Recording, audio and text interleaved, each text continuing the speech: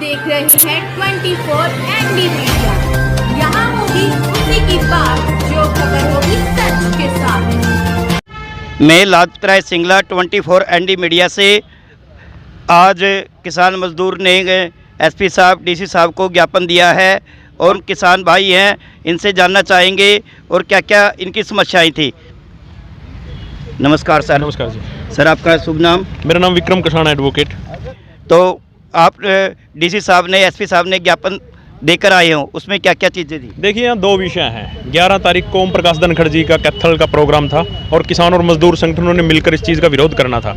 हम वहाँ शांतिपूर्वक तरीके से विरोध कर रहे थे। वहाँ पर एक बिना नाम के प्लेट के एक इंस्पेक्टर स्तर का नेता था, बाद में इंस्पेक्टर स्तर का पुलिस अधिकारी था। बाद में पता लगा कि वो नेम प्लेट नहीं लगा रहा था, उसका नाम अमित कुमार है। तो हमने सुबह ही जाकर मैंने उसको कहा कि सर आप नेम प्लेट नहीं लगा रहे हो, अब हमें क्या पता, वो चला। तो वो कह रहा था कि अगर किसान और मजदूर सड़क पर आए तो इनके सर फोड़ देना। तो मैं सरकार के नुमाइंदों से, पुलिस अधिकारियों से पूछना चाहता हूं कि आप भी कानून के ज्ञाता हो। जो पुलिस अधिकारी है वो कानून का ज्ञाता होता है, अधिकारी।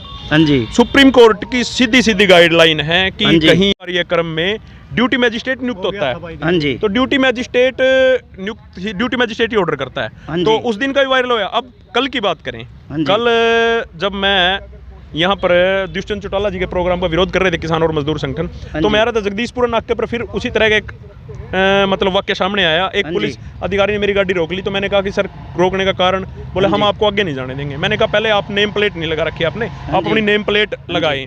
तो उसने कहा कि ये हमारा सिक्योरिटी का विषय है, सिक्योरिटी रीजन की वजह से मैंने प्लेट नहीं लगा रखी। मैंने कहा चलो ठीक है।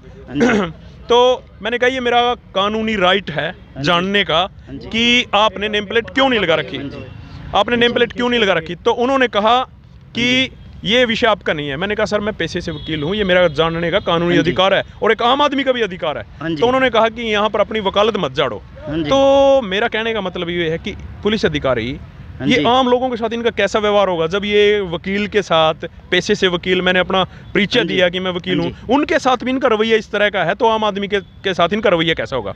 उसी सिलसिले में आज हमने एक ज्ञापन इन पुलिस कर्मचारियों, अधिकारी और कर्मचारी जो भी थे ये, इनके खिलाफ कार्रवाई को लेकर डीसी साहब से मिले।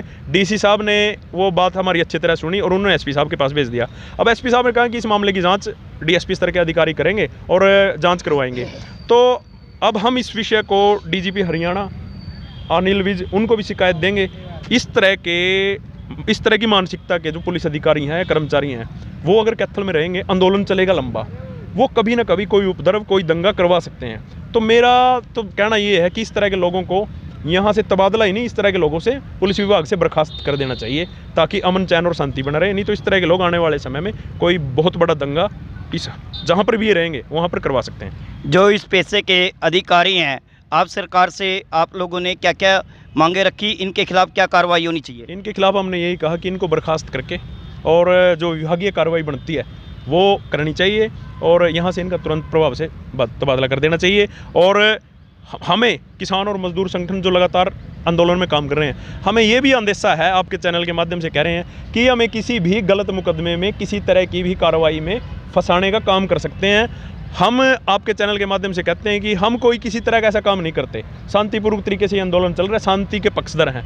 लेकिन अगर ये सोचते हैं डरा कर इस आंदोलन को कमज़ोर कर देंगे, तो फिर ये किसी वहम में है। पुलिस और सरकार, पुलिस प्रशासन और सरकार किसी वहम में ना रहें। आंदोलन शांतिपूर्वक रहेगा। डराने की अगर कोशिश करेंगे तो आंदोलन और भी उग्र, तीव्र और उग्र करने का काम करेंगे। उग्र का मतलब है कि तेजी लाने का काम करेंगे। यहाँ पर किसान भाई ने बताया है कि हम कोई भी कार्य है, हर कार्य शांतिपूर्वक करेंगे। कोई भी प्रशासन अधिकारी उग्र तरीके से ना अपनाएं, क्योंकि उग्र के तरीके से अपनाएगा प्रशासन, हम उसका जवाब भी देना जानते हैं। और विक्रम कसाना जी, और आपने देखा कि लगातार जब से नवंबर से ये किसान आंदोलन शुरू हुआ है, तब से लगातार ये किसान आंदोलन को एक उग्र तरीके से और शांतिपूर्वक रवैये से लगातार किसान आंदोलन से जुड़े रहे। और आपने देखा कि जहाँ भी कोई किसानों का प्रोग्राम हुआ, चाहे वो दिल्ली के बॉर्डर्स रहे हों, चाहे हरियाणा के कहीं भी घटना रही हो, जहाँ भी किसानों का जो एक जुट हुआ किसान, वहाँ पर विक्रम कसाना जी पहुँचे। और वो लगातार, क्योंकि इस किसान आंदोलन से अवगत हैं, पूरी तरह से एक किसान आंदोलन के साथ लगातार जुड़ाव इनका रहा है। तो आज हम एक ऐसे क्वेश्चन के बारे में इनसे बात करना चाहते हैं कि जो सरकार ने बड़ा ज़ोर शोर से मुद्दा उठाया, पर हकीकत ये है कि जिस मुद्दे को सरकार ने बड़े ज़ोर शोर से उठाया, चाहे मोदी सरकार की बात हो चाहे केंद्र सरकार की बात हो, पर कहीं ना कहीं उस मुद्दे पर सरकार का एक ड्राबैक सामने नज़र आया है। क्या ड्राबैक है वो हम जरा विक्रम कसाना जी की जो एक युवा किसान नेता हैं उनसे जानना चाहते हैं। जी विक्रम भाई नमस्कार। नमस्कार जी। वैसे सर आप ये देखिए कि सरकार ने एक बड़ा ज़ोर शोर से दावा किया कि हम किसानों को किसी तरह की भी परेशानी नहीं आने देंगे, 1 तारीख से हमारी खरीद शुरू हो जाएगी, कहीं भी मंडी में आड़तियों को और किसानों को कोई दिक्कत नहीं आएगी, दाना खरीदेंगे। और जो मुख्य दावा रहा कि 72 घंटे के अंदर जो है पेमेंट किसानों के खाते में ऑनलाइन डाल दी जाएगी, तो इस सरकार के दावे को आप कहाँ तक देखते हैं? देखिए, सरकार के जो खरीद के दावे हैं वो टोटली कागजी कार्रवाई और सफ़ेद हाथी बनकर रह गए हैं। 1 अप्रैल से सरकारी खरीद शुरू करी थी जी। आज 15 अप्रैल हो गई है। अगर मैं अपने क्षेत्र की बात करूं, यहाँ पर ढांड में अदानी एग्रो के बहुत बड़े गोदाउन है जी सर। मंडियां बंद करके, पुंडरी की, पाई की, कोल की, ढांड की मंडियां बंद करके, मंडियों पर ताले लगाकर आज आप देखोगे, मैं आपको इनवाइट करता हूँ, 10-10 किलोमीटर की लाइनें लगी हुई हैं अदानी एग्रो से कैथल की साइड और अदानी एग्रो से कुरुक्षेत्र की साइड। जी सर। बिल्कुल सड़कें ब्लॉक हैं, किसान ट्रैलियों को लेकर खड़े हैं, 2-3 दिन से खड़े हैं।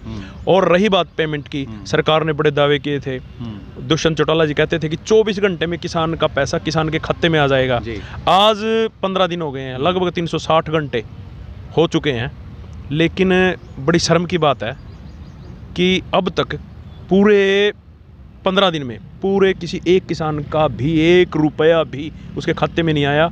अब जिस किसान ने कंपाइन से फसल कटवाई थी वो कंपाइन वाला पैसे मांग रहा है, जिसने रेपर से तूड़ी बनवाई है वो रेपर वाला पैसे मांग रहा है, और जो मंडी में लेकर आया है ट्राली किराए भी वो पैसे मांग रहा है, और भी तमाम तरह के खर्चे हैं। अब किसान आड़ती के पास जाता है तो आड़ती कहता है कि पैसे तो आपके खाते में आएंगे हमारे। तो ये जो सरकार के दावे थे वो टोटल सफेद हाथी बन गए हैं। किसी तरह का भी 1 फुटी कौड़ी भी पूरे हरियाणा की अगर बात करूं किसी किसान के खाते में नहीं आई। सरकार के दावे टोटल की टोटल हवा ही हो चुके हैं। और आपके चैनल के माध्यम से सरकार को चेतावनी देना चाहते हैं कि या तो अति शीघ्र आज या कल में किसान के खाते में पैसे डाल दे, वरना वहाँ पर खरीद एजेंसियों के ताले लगाकर वहाँ पर अनिश्चितकालीन धरने पर बैठेंगे। और सरकार कहती है कि हम ब्याज दे देंगे, हमें ब्याज नहीं चाहिए, आप हमारी खून पसीने की जो कमाई है किसान की, जो आपने खरीद करी है वही मिले, हमें आपका ब्याज की जरूरत नहीं, लेकिन हमें मिले समय पर। जी अभी आप देखिए कि विक्रम भाई ने कितने जो है ना एक स्पष्टता के तौर पर कहा है कि जो सरकार के दावे रहे, चाहे वो पेमेंट के दावे हों चाहे खरीद के दावे हों, वो इनका मानना है कि लगातार वो दावे खोखले नज़र आ रहे हैं, धरातल पर कहीं भी वो खरे नहीं उतर रहे हैं।